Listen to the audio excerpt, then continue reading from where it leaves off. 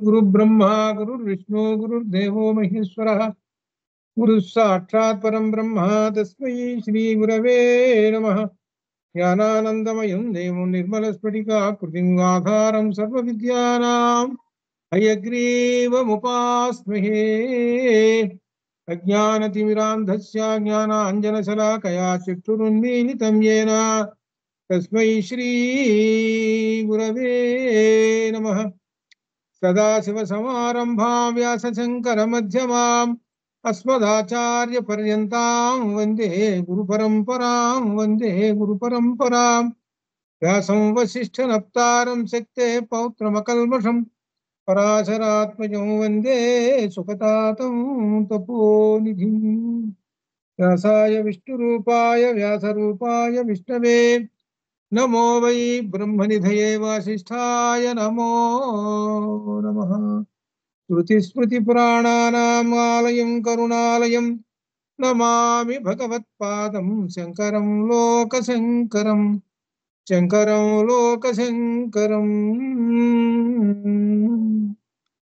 సౌందర్యలహరి అధ్యయనం చేస్తున్నాం. ఇందులో 82వ శ్లోకం. ఇందులో ఒక విశేషం మరలా ఒకసారి చెప్పుకుని తర్వాత దానికి వెళ్తాం. కరీంద్రాణాన్ సుండాన్ కనక కదళీకాండ పటలీం ఉభాభ్యాం ఉభయమపి నిర్చేత్య భవతి సురుత్తాభ్యాం పత్యుః ప్రణతి కఠినాభ్యాం గిరిసుతే విధిజ్ఞే జానుభ్యాం విబుధ కరికుంభద్వయమసి కరీంద్రాణాన్ సుండాన్ కనక కదళీకాండ పటలీం కరీంద్రాణాన్ సుండాన్. ఇక్కడ కవి సమయము ఉన్నది. కవి సమయం ఏమిటంటే ఊరువులను ఏనుగు తొండంతోటి పోలికతోటి చెప్పటము, లేక అరటి స్తంభములతోటి పోలికతోటి చెప్పటము కవి సమయం అంటారు. ఆ విధంగా కవులు, ఈ ప్రబంధ కవులు తమ కావ్యాల్లో రాశారు, వర్ణనలు చేశారు. ఇక్కడ విశేషం ఏమిటంటే ఈ పోలిక ఉపమానం చెబుతారు. ఉపమానాలంకారం ఉంది. ఉపమాలంకారం ఏమిటి? ముఖము కమలము వలె ఉన్నది అని చెప్పారనుకోండి, అది ఉపమాలంకారం. ఇక్కడ ఏమిటంటే విశేషము, కమలము అనేటువంటిది ఒక రోజు దాకా ఉంటుంది, ఆ రోజు గడిస్తే వాడిపోతుంది. అంటే అర్థం ఏమిటది? అశాశ్వతము. కనుక నీ ఉపమానాలన్నీ కూడా అశాశ్వతంతో పోలికతోటి చెబుతున్నాం. నీ చేతులు కమలములు అశాశ్వతంతో చెబుతున్నాం, నీ ముఖము కమలము అశాశ్వతంతో చెబుతున్నాం. ఇట్లా ఈ ఉపమాలంకారంలో ఉపమానములు అన్నీ కూడా అశాశ్వతములు కనుక శాశ్వతములు కావు. శాశ్వతములు కానిటువంటి వాటితోటే ఇది కూడా అశాశ్వతమే కదా. ముఖము అశాశ్వతమే, చేతులు అశాశ్వతమే. కాబట్టి అశాశ్వతమైన వస్తువులతో అశాశ్వతాలే వర్ణిస్తూ చెబుతూ ఉంటుంటారు కవులు. ఇది లోక సహజము, ఇది అర్థం. ఇప్పుడు ఏం చెబుతున్నారు దీనిలో విశేషం అంటే, శంకరాచార్యుల వారు అమ్మవారి యొక్క ఆ ఊరువులని కరీంద్రాణం సుండాన్. కరీంద్రాణం అంటే మొదపుట ఏనుగులు, ఒక పెద్ద ఏనుగు మొదపుట ఏనుగు, దాని యొక్క తొండం. సుండం అంటే తొండం అని అర్థం. ఆ తొండంతో ఒకటి, రెండు కనక కదళీకాండ పటలీం. అవి బంగారం అయినటువంటి, అంటే అరటి ఎప్పుడు బంగారం, గోల్డ్ కలర్ లో ఉంటుంది కదా, అందుకని చెప్పాడు అది. అటువంటి అరటి స్తంభములతోటి పోల్చి ఊరుభ్యాం అంటే రెండు ఊరువులను, ఉభాభ్యాం రెండు ఊరువులను కలిపి పోల్చి చెబుతుంటారు అని చెప్పారు. అయితే ఇక్కడ విశేషం, ఈ ఉభయం అంటే ఈ రెండు వర్ణనలు కూడా, కూడా వాటిని భవతి అమ్మవారు నిర్జిత్య జయించింది. అంటే వాటితోటి పోలిక అనేది అమ్మవారి యొక్క ఊరువులకు పనికిరాదు. ఎందుకు పనికిరాదు? ఇది విశేషం. ఎందుకనంటే ఏనుగు యొక్క తొండం ఎప్పుడు కదులుతూ ఉంటుంది, చలనం అది. అది ఎప్పుడు అటు ఇటు ఇటు తిప్పుతుంటుంటుంది ఆ తొండం. చలనం స్థిరంగా ఉండదు దానికి. ఒకటి. 2 అరటి స్తంభం సంగతి చూసుకుందామా అంటే అదేమో తలకాయ కింద ఉంటుంది, కాళ్ళు పైకి ఉంటుంది దానికి. తపస్సు చేస్తూ ఉంటుంది. నీళ్ళల్లో ఉండి తపస్సు చేస్తుంది. ఎప్పుడు నీళ్ళల్లో ఉంటుంది. అంటే తలకాయ కింద నుండి బోధనమాట. మూలం అనమాట. దానికి మూలమేమో కింద ఉంటుంది. కాళ్ళు పైకెత్తుతుంది. కాళ్ళు పైకెత్తి తపస్సు చేస్తుంటుంది. ఎప్పుడు నీళ్ళల్లో ఉంటుంది. ఏది? అరటి చెట్టు. అంటే అర్థం ఏమిటి? ఇటు తిప్పి అనమాట. అంటే అర్థం ఏమిటి? ఉరువులు సన్నంగా ఉంటే చివరికి కాళ్ళు లావుగా ఉంటాయని అర్థం వస్తుంది. అనగా అర్థం ఏమిటి? పోలిక పనికిరాదు. పైగా 2 అశాశ్వతాలు. 2 అశాశ్వతాలే. అటు ఏనుగు తొండం అశాశ్వతం. ఇటు అరటి చెట్టు అశాశ్వతం. మరి అమ్మవారు ఎవరు? శాశ్వతము. శాశ్వతమైనటువంటి బ్రహ్మముతో అశాశ్వతమైన వస్తువులు పోలుస్తారేంటి మీరు? కాబట్టి అమ్మవారి ఊరువుల్ని అశాశ్వతమైనటువంటి ఈ ఏనుగు తొండంతోటి, ఈ అరటి చెట్లతోటి పోల్చడం తగదు. ఇది అన్నమాట దీనిలో చెప్పేటువంటి. నిర్జిత్య అంటే జయించి, అంటే వాటిని జయించి అని చెప్తారు. ఎందుకు జయించానంటే వాళ్ళు అశాశ్వతం, వాటికి ఉన్న లక్షణాలు చూసుకోండి. అంటే ఏమిటి వాటికి ఉన్న లక్షణాలు? ఒకటేమో చలనం, ఒకటేమో నీళ్ళల్లో ఉంటుంది. నీళ్ళల్లో ఉండి తపస్సు చేస్తూ తలకాయ కింద పెట్టి పై కాళ్ళు ఎత్తి చూస్తుంటుంది అది. ఇటువంటివా? ఇటువంటితోటి పోల్చేది. కాబట్టి అందుట్లో అశాశ్వతమైనవి వాటిని తీసేసేయండి అని అర్థం దీనిలో. వాటిని జయించారు. అంతవరకు మొదటి 2 లైన్లు అంతవరకు అయింది. తర్వాత విషయంలోకి వస్తున్నాడు. సువృత్తాభ్యాం పత్యుః ప్రణతి కఠినాభ్యాం గిరిసుతే. గిరిసుతే హిమాలయ పర్వతం యొక్క కుమార్తె అయినటువంటి పార్వతీమాత ఏమని చెబుతున్నాడు? తవ పత్యుః, తవ నీ యొక్క పత్యుః భర్త ఎవరు? శివుడు. ఆయనకు ప్రణతి నమస్కారం. ఇక్కడ నమస్కారం అంటే ఏమిటంటే, నమస్కారం 2 రకాలు. సహజంగా 2 చేతులతో ఇటు నమస్తే అని చెబుతుంటారు. అది సామాన్యమైనటువంటిది. అది పెద్ద దీనిలో లెక్కలోది కాదు. వాస్తవానికి ఇట్లా సులభంగా చెప్పుకుండేది. వాస్తవానికి నమస్కారం అంటే సాష్టాంగ నమస్కారం చేస్తే అది నమస్కారం. స్త్రీలు పంచాంగ నమస్కారం చేయాలి. పురుషులు సాష్టాంగ నమస్కారం చేయాలి. స్త్రీలు పంచాంగ నమస్కారం చేసేటప్పుడు వాళ్ళ యొక్క మోకాళ్ళు భూమికి ఆనుతాయి. శరీరం అంతా ఆనించాల్సిన పని లేదు. 3 అంగాలు ఆనించాల్సిన పని లేదు. వాళ్ళు పంచాంగ నమస్కారం 5 అంగాలు మాత్రమే భూమికి తాకాలి స్త్రీలకు. 3 అంగాలు తాకకూడదు. ఆ మోకాళ్ళ మీద బరువు పెట్టాలి. మోకాళ్ళని ఆనించి అప్పుడు చేయాలి. దాన్ని పంచాంగ నమస్కారం అంటారు. పత్యుః భర్తకు ప్రణతి పంచాంగ నమస్కారము చేస్తున్నదండి. ఆ చేస్తున్నప్పుడు సువృత్తాభ్యాం కఠినాభ్యాం. ఇక్కడ ఏమిటి? ఆ సువృత్త, వృత్త అంటే గుండ్రంగా, సువృత్తం చక్కగా గుండ్రంగా ఉన్నాయి. ఏమిటవి? ఆ మోకాళ్ళు. మోకాళ్ళు ఎట్లా ఉంటుంది? గుండ్రంగా ఉంటుంది. ఒక చోట ఒక కవి గారు వర్ణించాడు. ఏమి వర్ణించాడు తెలుసునా? ధూర్జటి కాళహస్తి మహత్యం అని ఒక పుస్తకం ఉంది. ఇప్పుడు కాళహస్తి ఉంది, ఆ కాళహస్తే. ధూర్జటి అనే కవి. ఆయన ఒక పద్యంలో ఏం వర్ణించాడు తెలుసునా? శివుణ్ణి వర్ణించాల్సి వచ్చినప్పుడు నీ రూపు స్త్రీ చన్ను ఒక మాట వేశాడు, మోకాలు ఒక మాట వేశాడు, మేక పెంటికయో అన్నాడండి. పద్యం ఉంది పుస్తకంలో. దేనిలో? కాళహస్తీశ్వర శతకంలో ఉంది. అంటే ఏమిటి? గుండ్రంగా ఉన్నటువంటి వస్తువులు ఏవైతే ఉన్నాయో అవన్నింటిని పట్టుకున్నాడు. ఇక మేక పెంటికి పెట్టుకుంటాం ఏంటయ్యా? ఏం లేదు, నాకు అట్లా కనపడదండి అంతే. శివుడు మాత్రం, శివలింగం మాత్రం. శివలింగం గుండ్రంగా ఉంటుంది కదా, ఇంకంతే అన్నాడు. మోకాలు గుండ్రంగా ఉంటుంది కదా, ఆ మోకాలు కూడా అంతేనండి, గుండ్రటే. సరే అంత. స్త్రీ చన్ను అన్నాడు. మరి ఇదేంటే అక్కడ దాకా పోయినావు, ఇంకేమి లేదయ్యా అని అంటే, గుండ్రమైనటువంటి వస్తువు కదా. అది చెప్పా. అంటే అర్థం ఏమిటి? సర్వము సమస్తము అన్ని చోట్ల నీ శుభ్రుని చూస్తున్నాను అని చెప్పటం చివరికి అది అది అట్లనే ఇక్కడ ఈయన ఈ కవి గారు ఎవరు శంకర్లు గారు అమ్మవారి యొక్క మోకాళ్ళు గుండ్రంగా ఉన్నాయి, అవి కఠినంగా ఉన్నాయి అని చెబుతున్నాడు. ఎందుకు కఠినత్వం పొందినయి అంటే రోజు అయ్యవారికి పంచాంగ నమస్కారం అమ్మవారు చేస్తూ ఉన్నది ఆ మోకాళ్ళు ఆనించి, దాని వలన అవి చాలా కఠినం పొందినవి అని చెబుతున్నాడు.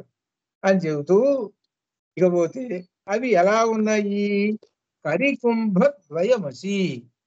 కరికుంభ, కరి అంటే ఏనుగు, ఏనుగు, కుంభం అంటే కుంభస్థలం, ఏనుగు కుంభస్థలం గుండ్రంగా ఉంటుంది. అట్లనే ఆ రెండు మోకాళ్ళు గుండ్రంగా ఉన్నాయి. ఎటువంటి ఏనుగయ్య అంటే విబుధ కరికుంభ. విబుధ అంటే దేవతలు, దేవతల ఏనుగు. దేవతల ఏనుగు ఏది? ఐరావతం. ఇప్పుడు ప్రశ్న వేస్తారు ఏంటంటే, ఏమండి కరీంద్రాణం సుండాన్ అని చెప్పారు, అశాశ్వతమైనటువంటి వాటితోటి పోల్చారు, మరి ఇక్కడ కూడా కరికుంభ అంటే అశాశ్వతమైన వాటితోటి పోలిస్తారు కదా అంటారేమోనని ఏది శంకర్ల వారు విబుధ అనే మాట వేశారు. విబుధ అంటే దేవతల ఏనుగు. దేవతల ఏనుగు అంటే అర్థం ఏంటి? పాల సముద్రాన్ని తిరుగుతుంటే చాలా పుట్టినాయి కదా, చాలా పుట్టిన వాటిలో ఏనుగు ఒకటి వచ్చింది, ఐరావతం, తెల్లగా ఉంటుంది ఏంటి. అందుకనే మనకు భగవద్గీతలో 10వ అధ్యాయంలో గజేంద్ర అణాం ఐరావతం అని చెప్పుకుంటూ వచ్చింది.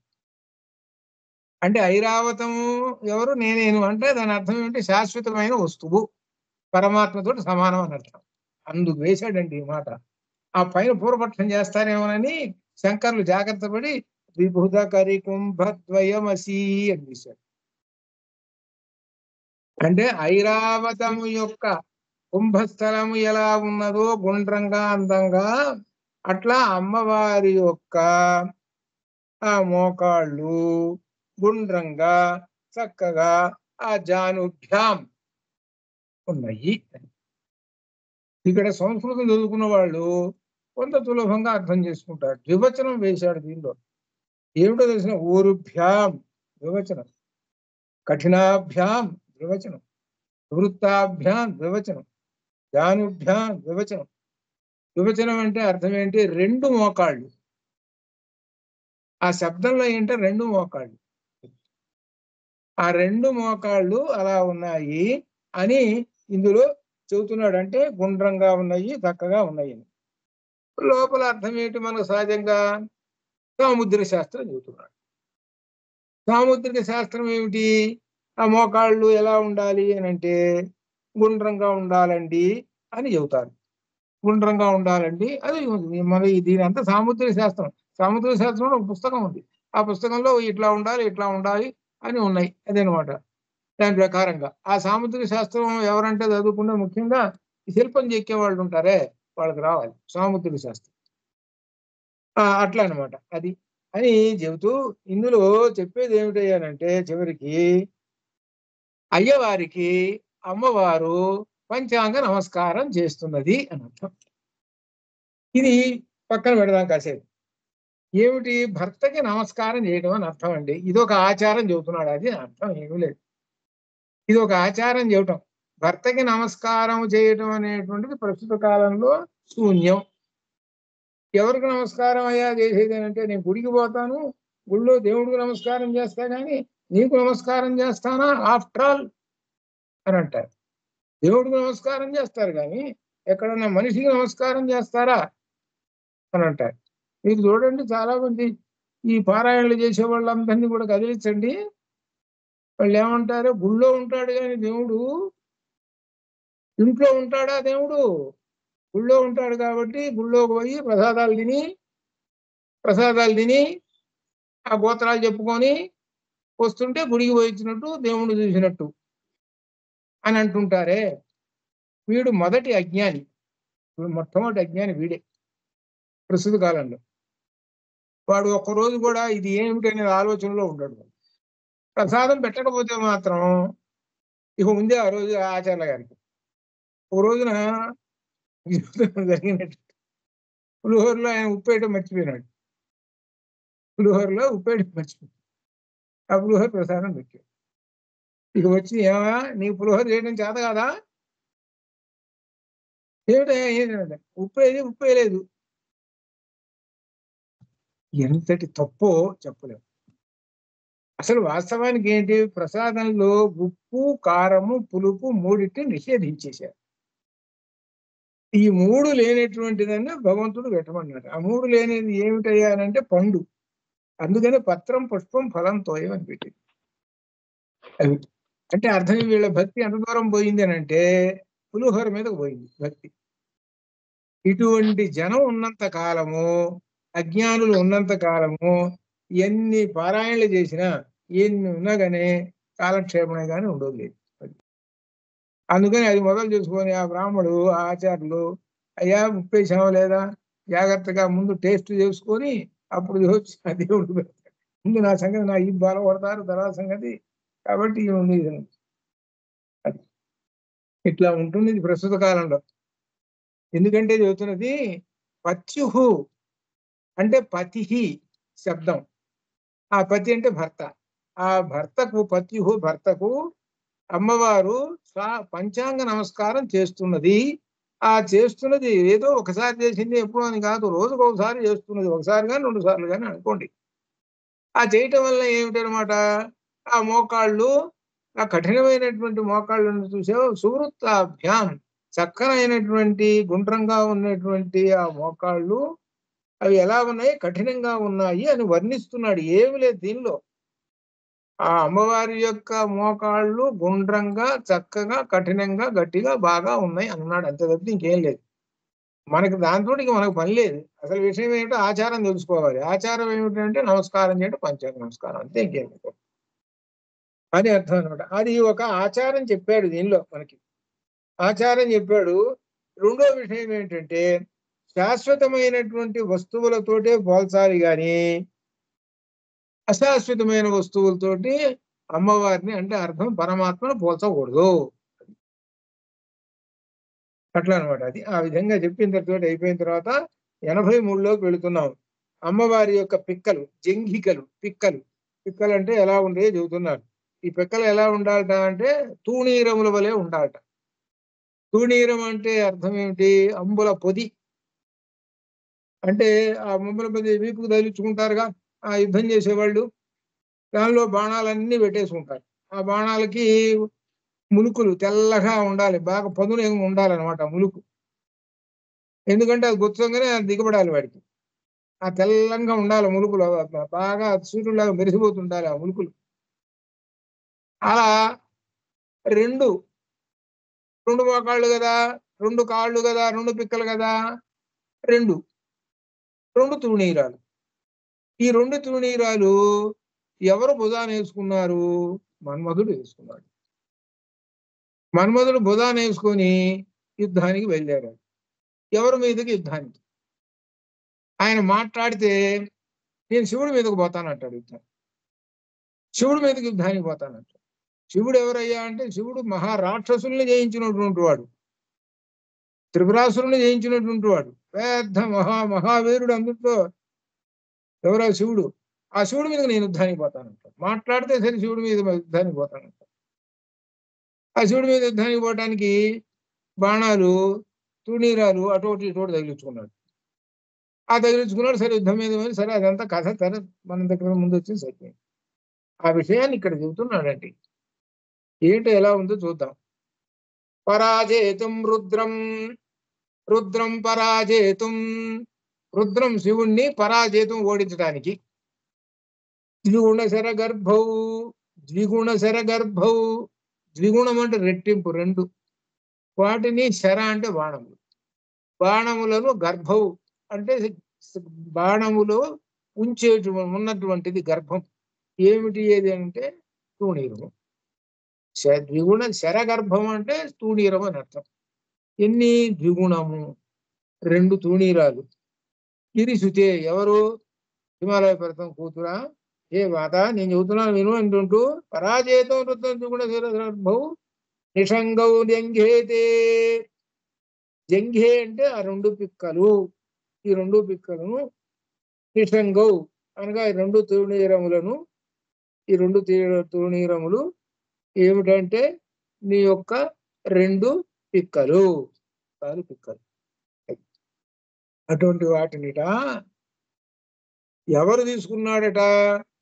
విషమ విసిఘో, విషమ విసిఘో, విషమ విసిఘో. విషమ అంటే అసమం. ఇక్కడ శబ్దాలు చెప్పేటప్పుడు సరి విషమ రెండు పదాలు ఉన్నాయి. సరి సంఖ్యలకు అన్నిటికీ సరి చెబుతుంటారు, బేసి సంఖ్యలకు విషమ చెబుతారు. 4 ఉందనుకోండి సరి అంటారు, 5 వచ్చేటప్పటికల్లా విషమ అంటారు. ఇదే అనమాట. ఇక్కడ విషమ విసిఘ, విసిఘ అంటే బాణం. విషమ విసిఘ అంటే 4 తర్వాత వచ్చేది ఏమిటి? 5. 5 బాణములు ఉన్నవాడు ఎవడు? వాడు మన్మధుడు. మన్మధుడు అని చెప్పడానికి 5 బాణాలు ఉన్నవాడని చెప్పేసి 5 బాణములు ఉన్న మన్మధుట వీడుట బాఢం. వాడు ఈ తూణీరాలను తీసుకొని బాఢం తీసుకున్నాడు కదా అంటున్నారు. వాడు ఈ 2 తూణీరాలను, 2 పిక్కల్ని తీసుకున్నాడు. 2 పిక్కలే 2 తూణీరాలు, బాణాలు ఉన్నాయి.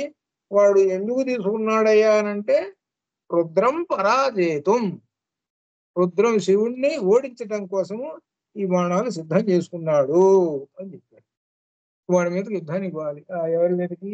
ఆ శివుడి మీదకి యుద్ధానికి ఇవ్వాలి. వీడు ఎప్పుడు చూసినా సరే శివుడి మీదకి యుద్ధానికి పోతానంటాడు. అంతవరకు మనకి చెబుతున్నాడు. ఇప్పుడు తూణీరాలలో బాణాలు ఉన్నాయి. ఆ బాణం ములుకు తెల్లగా మెరిసిపోతున్నదండి. ఆ తెల్లగా మెరిసిపోతున్నది కదా, అది ఎలా ఉన్నది పోలిక తర్వాత 2 లైన్లలో చెబుతున్నాడు.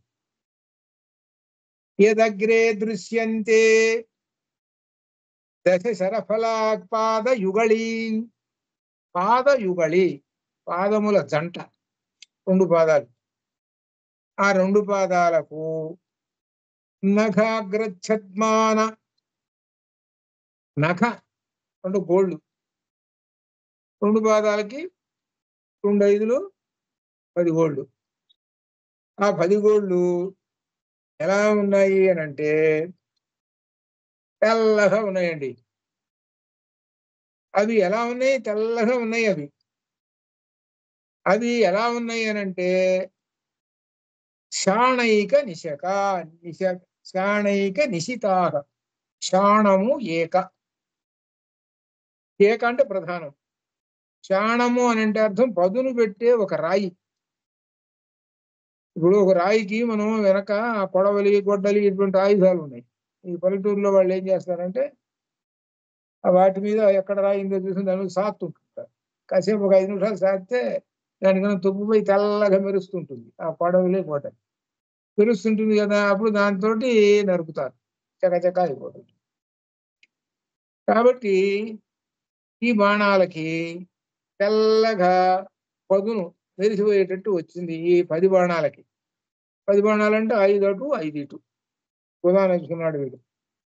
ఆ తెల్లంగా ఉండేటువంటి ఆ బాణాలు ఉన్నాయే ములుకులు, ఆ ములుకులు తెల్లంగా ఉన్నాయి. ఎట్లా వచ్చినాయి అని అంటేట, ఈ దేవతలు ఉన్నారే, ఎవరు? ఈ దేవతలు ఉన్నారు కదా, హరిహర విరించి ఆదిభిరపి, మొట్టమొదటి ఉన్నారు హరిహర విరించి. ఎవరు? ఆ బ్రహ్మదేవుడు, ఆ విష్ణుదేవుడు, ఆ ఈశ్వరుడు, చాలా మంది ఉన్నారు. వాళ్ళందరూ బంగారు కిరీటాలు పెట్టుకొని వస్తుంటారు. ఆ బంగారు కిరీటాలు పెట్టుకొని వచ్చి అమ్మవారి పాదాలకి ఆ కిరీటాలు తగిలేట్లు, అమ్మవారి పాదానికి ఆ కిరీటం తగులుతుంది. నమస్కారం అంటే అర్థం ఏంటి? అమ్మవారి పాదం అనుకున్న నఖము ఒక రాయి, రాపిడి పెట్టే రాయి. దానికి వీళ్ళు ఇలా ఇలా ఇలా నమస్కారం పెడుతుంటే ఆ కిరీటం ఇట ఇట తగిలి ఏంటి ఆ కిరీటం అట్లా అట్లా తగిలి బాగా ఆ కిరీటం బాగా కిరీటాన్ని పదునెక్కుతుంటుంది అనమాట. కిరీటానికి ఆ కిరీటాన్ని పదునెక్కుతుంటుంది. అమ్మవారి యొక్క వాళ్ళకేమో కిరీటాలకేమో పదునెక్కుతుంటుంది. అమ్మవారి యొక్క కిరీటాలు పదునెక్కి అవేమో ప్రకాశిస్తూ ఉంటాయి. అమ్మవారి యొక్క నఖాలు గోల్డ్ ఉన్నాయి చూసా, అవి ఎటు కూడా సహజంగా నిశితమైనటువంటి పదును కలిగినటువంటివి అని.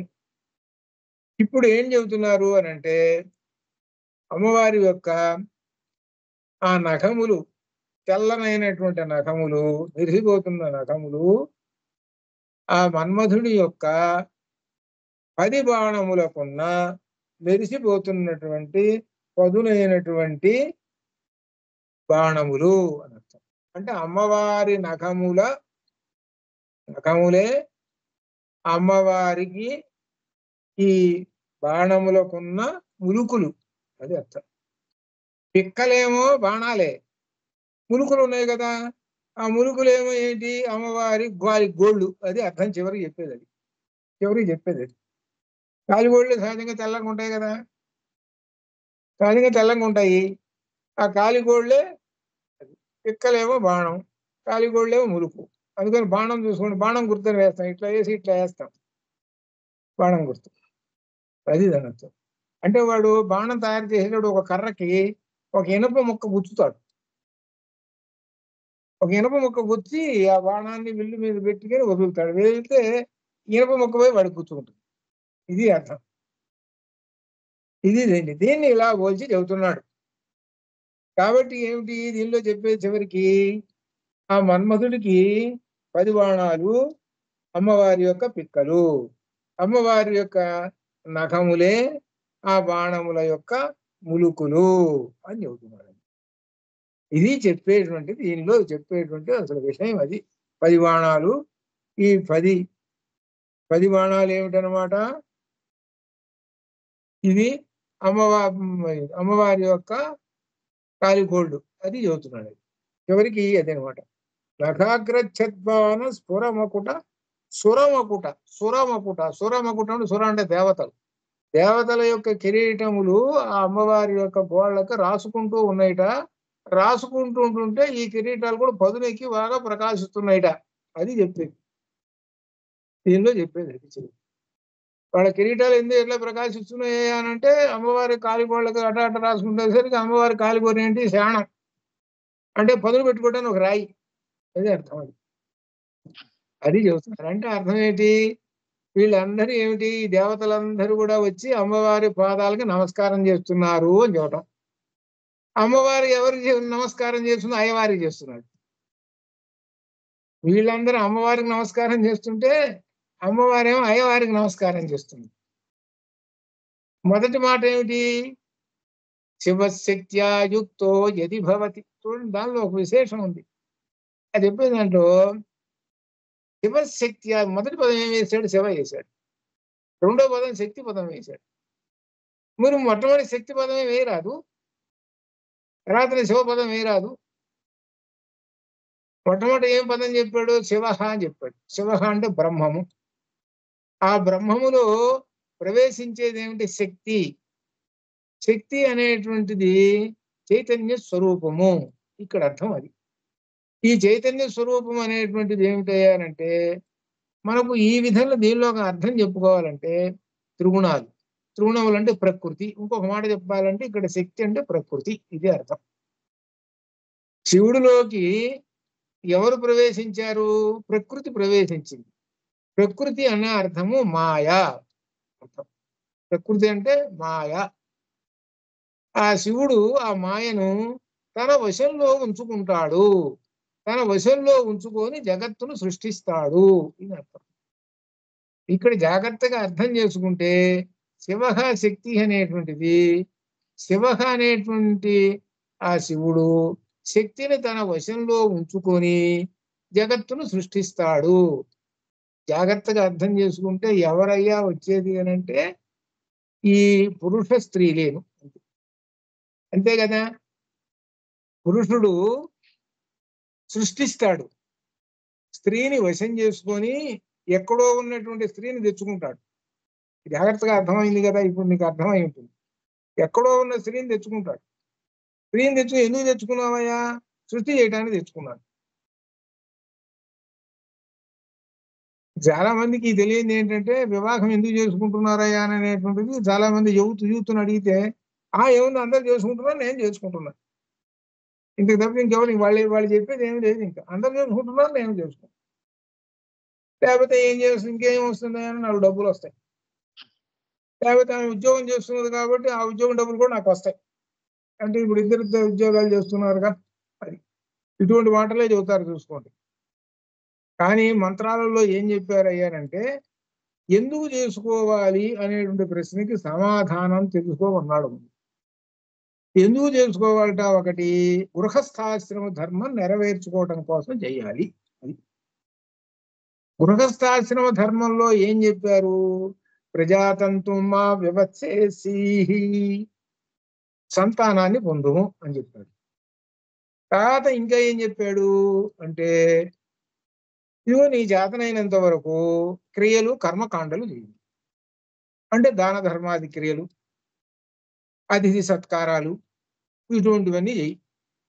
ఇటువంటివన్నీ చేయటానికి నువ్వు ఒక్కడికో బ్రహ్మచారిగా ఉన్నావు అనుకో, నువ్వు చేయలేవు, నీ వల్ల కాదు.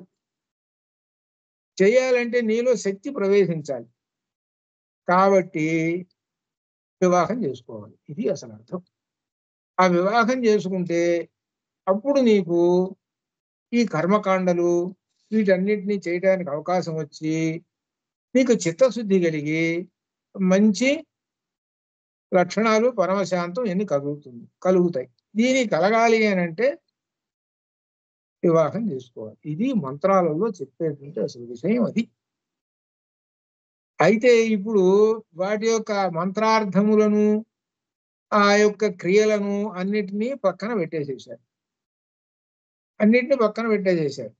ఇక మనం చెప్పే పని లేదు, వర్ణన చెప్పుకోవాల్సిన పని లేదు ప్రస్తుత కాలంలో. అది అలా ఉండమని మనకు వేదం చెప్పింది. అందుకనే క్రితం పద్యంలో కూడా విధిజ్ఞే అనే మాట వేశాడు. విధిజ్ఞే, విధి అంటే వేదం, వేద స్వరూపురాలా అని అర్థం అమ్మవారిని. అమ్మవారే వేదమాత కాబట్టి వేదం ఏం చెబుతున్నదో అది అనుసరించండి అని అర్థం కూడా మనకి ధ్వని అందులో. అదేనమాట ఇందులో. అట్లనే ఇక్కడ చెప్పేది ఏమిటనంటే అమ్మవారు అయ్యవారికి నమస్కారం చేస్తున్నది. అమ్మవారికి చేయటం అనేటువంటిది, అమ్మవారు అయ్యవారికి చేయటం అనేటువంటిది. అందువలన అయ్యవారంటే ఎవరు అనమాట? బ్రహ్మము. అమ్మవారంటే ఎవరు? ప్రకృతి. ఇది అర్థాలు ఇక్కడ. కాబట్టి ప్రకృతిని వశం చేసుకొని అయ్యవారు సృష్టి చేస్తున్నాడు. ఆ సృష్టి చేయటంలో అయ్యవారికి 2 కుమారులు పుట్టారు. వాళ్ళు ఎవరయ్యా అనంటే వినాయకుడు ఒకడు, కుమారస్వామి ఒకడు. వీళ్ళిద్దరు ఏమిటి? ఎప్పుడు పాలు తాగటమే, రెండోది లేదు. పాలు తాగటం అంటే జ్ఞానమే, రెండోది లేదు. మీరు బొమ్మలు చూడండి, ఎక్కడైనా శివుడు బొమ్మ, శివుడు అమ్మవారు వాడు పక్కన ఉంటారు. ఇటు వినాయకుడినిను ఆ కుమారస్వామి పిల్లలుగా చూపిస్తుంటారు. చూడండి, బొమ్మలు చూపిస్తుంటారు. మీరు ఎప్పుడైనా కనిపెట్టారు లేదు, పిల్లలుగా చూపిస్తుంటారు. అంటే అర్థం ఏంటి? వాళ్ళు ఎప్పుడు జ్ఞాన తృష్టితోటే ఉన్నారు, గృహస్థాశ్రమంలో లేరు అని చెప్పటం, అది అర్థం. జ్ఞాన తృష్టి అంటే అర్థం ఏమిటి?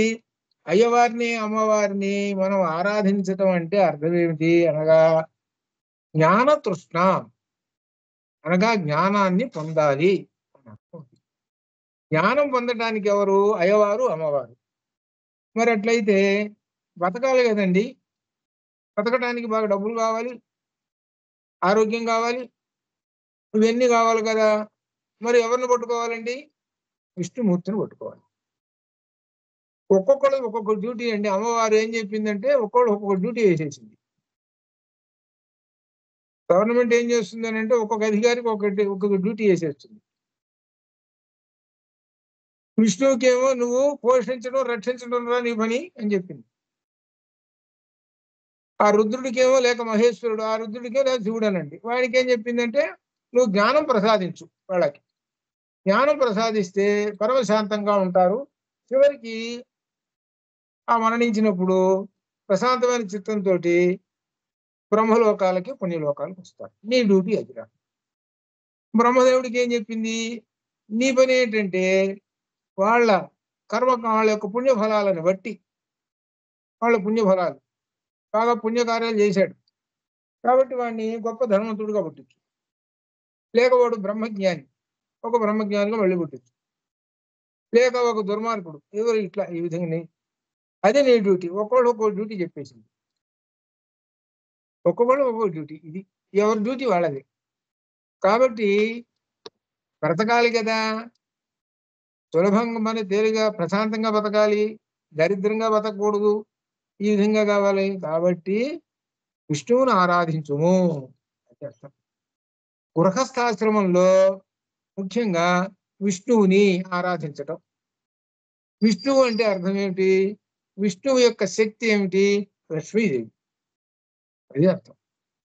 ఆ లక్ష్మీదేవి ఎవరు? శ్రీ లలితామాత యొక్క ఒక స్వరూపం. అదే అర్థం. అట్లా ఈ విధంగా అనమాట.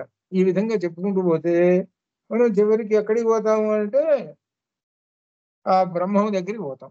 అందుకనే ఈ చివరిలో 97వ శ్లోకంలో శంకర్లు చెప్పి చెప్పి చివరికి నేను ఎవరిని గురించి చెబుతున్నానో తెలుసా మీకు అని, ఎక్కడికి వెళ్ళిపోయినాడయ్యా అంటే పరబ్రహ్మ మహిషి అక్కడికి పోయినాడు. నేను పరబ్రహ్మ మహిషిని గురించి ఇలా చెప్పింది, ఇప్పుడు దాకా ఆకారాలు ఇట్లా ఈ విధంగా కనపడుతున్నాయి అని చెప్పాడు. అట్లా అనమాట అది. అని ఈ విధంగా చెబుతున్నాడు. అదే అనమాట అది. అని చెబుతూ ఇంతటితోటి 83 చెప్పి 84 దేవి జంఘికల గురించి చెప్పి 84లో అమ్మవారి యొక్క శిరోభూషణములు. సహజంగా ఇప్పుడు ఏంటంటే సువర్ణ ఆభరణాలు వచ్చినాయండి. చెవులకు ఆభరణాలు రకరకాలు 48 రకాలు ఉన్నాయి. ఇలా స్త్రీలు ధరించాల్సినటువంటి ఆభరణాలు 48 ఉన్నాయి. అయితే 48లో ఏవో కొన్ని ఏవో ధరిస్తూ రకరకాలు అనుకోండి ప్రస్తుత కాలంలో. ఇక్కడ విశేషం ఏం చెబుతున్నాడంటే అమ్మవారి యొక్క శిరోభూషణము ఆ నుదిట పాపటి ఉంటుంది. ఓ బంగారం అయినటువంటి ఒక తీగ, దానికి ఇక్కడ ఒక బిళ్ళ లాంటిది ఎవడు తగిలించుకొని ఏదో రత్నం ఏదో పెట్టుకొని ప్రకాశిస్తూ ఒక ఒక 10 రకాలైనటువంటి వేసుకొని కనబడుతుంటారు, మనం చూస్తుంటున్నాం. అట్లనే ఇక్కడ ఏం చెబుతున్నాడనంటే శిరోభూషణములు. శిరోభూషణములు అంటే అమ్మవారికి శిరోభూషణము ఏమిటంటే దీనిలో చెబుతున్నాడు. శృతీనాం. శృతీనాం అని అంటే అర్థం ఉపనిషత్తులు అని అర్థం. శృతీనాం అంటే ఉపనిషత్తులు అని అర్థం. శృతీనా మూర్ధానో. శృతీనా మూర్ధానో. మూర్ధాన అంటే శిరస్సు. ఆ శిరస్సుకి ఈ శృతులు ఉపనిషత్తులు ఉన్నాయి. అది ఎలా ఉన్నాయి చెబుతున్నాడు. ఇది అది ఎలా ఉన్నాయి అని అంటే ఇక్కడ విశేషం ఏమిటంటే వేదముల యొక్క చివరి భాగాలేంటి? ఉపనిషత్తులు అని అందరికీ తెలిసిందే. అవి ఈ 2 పాదములను శిరోభూషణం ధరించుతున్నది. ఇక్కడ విశేషం ఏంటంటే 2 పాదములు, అమ్మవారి యొక్క 2 పాదములు అవి శిరోభూషణములు అనగా శిరస్సుకు అలంకరించేటువంటి అలంకారములు.